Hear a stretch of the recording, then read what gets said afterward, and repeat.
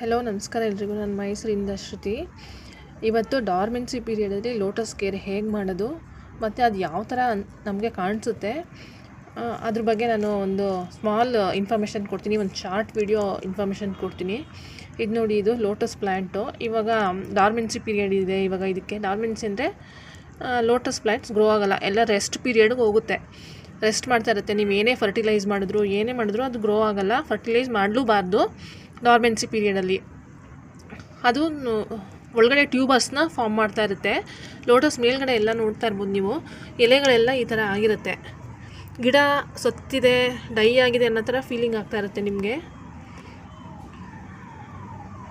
ಆದರೆ ಅದು ಗಿಡ ಸತ್ತಿರಲ್ಲ, ಅದು ಒಳಗಡೆ ಜೀವ ಇರುತ್ತೆ. ಅದಕ್ಕೆ ಅದು ಟ್ಯೂಬರ್ಸ್ನ ಫಾರ್ಮ್ ಮಾಡ್ತಾ ಇರುತ್ತೆ ಒಳಗೆ.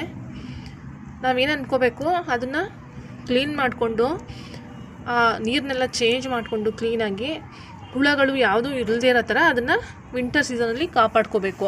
ಜಾನ್ವರಿ ಮುಗಿಯೋ ತನಕನೂ ಈ ಥರ ನೀವು ಕಾಪಾಡಿಕೊಂಡ್ರೆ ಒಂದ್ಸಲಿ ವಸಂತ ಮಾಸ ಶುರು ಆದ ತಕ್ಷಣವೇ ನಿಮಗೆ ಅದು ಚಿಗುರಕ್ಕೆ ಶುರು ಆಗುತ್ತೆ. ಮತ್ತು ಅದರಿಂದ ಹೊಸ ಎಲೆಗಳು ಬಂದು ಆವಾಗ ಅದಕ್ಕೆ ಗ್ರೋಯಿಂಗ್ ಪೀರಿಯಡು. ಮತ್ತು ಆವಾಗ ನಿಮಗೆ ಹೂಗಳು ಅಷ್ಟೇ ತುಂಬ ಜಾಸ್ತಿ ಸಿಗುತ್ತೆ. ಆ ಟೈಮಲ್ಲಿ ನಿಮ್ಗೆ ಅನಿಸುತ್ತೆ, ಇವಾಗ ಲೋಟಸ್ ಪ್ಲ್ಯಾಂಟ್ ಈ ಥರ ಆಗಿದೆಯಲ್ಲ, ಇದು ಸತ್ತಿದೆ ಅಂತ ಅಂದ್ಬಿಟ್ಟು ಅಂದ್ಕೋಬಾರ್ದು ಯಾರೂ. ಆದರೆ ಅದೇನೂ ಆಗಿರಲ್ಲ, ಅದು ಜೀವ ಇರುತ್ತೆ ಆ ಗಿಡಕ್ಕೆ. ನಮಗೆ ಎಲ್ಲ ಗಿಡಗಳು ಇದೇ ಸ್ಥಿತಿಯಲ್ಲಿ ನೋಡೋಕ್ಕೆ ಸಿಗುತ್ತೆ. ಲೋಟಸ್ ಪ್ಲ್ಯಾಂಟ್ ಗಿಡಗಳು ನವೆಂಬರ್ ಮಂತಲ್ಲಿ ಗ್ರೋ ಆಗ್ತಿರಲ್ಲ, ಎಲೆಗಳೆಲ್ಲ ಒಣಗ್ತಿರುತ್ತೆ, ನೀವು ನೋಡ್ತಿರ್ಬೋದು. ಕೆಲವು ವೆರೈಟಿಗಳು ಮಾತ್ರ ನಿಮ್ಗೆ ಆ ಥರ ಅನಿಸಲ್ಲ. ಯಾಕೆ ಅಂತಂತಂದರೆ ಅದು ಟ್ರಾಪಿಕಲ್ ಆಗಿರೋದ್ರಿಂದ ಅದು ಚೆನ್ನಾಗಿ ಗ್ರೋ ಆಗ್ತಿರುತ್ತೆ. ಫಾರ್ ಎಕ್ಸಾಂಪಲ್ ನೋಡಿ, ಇದು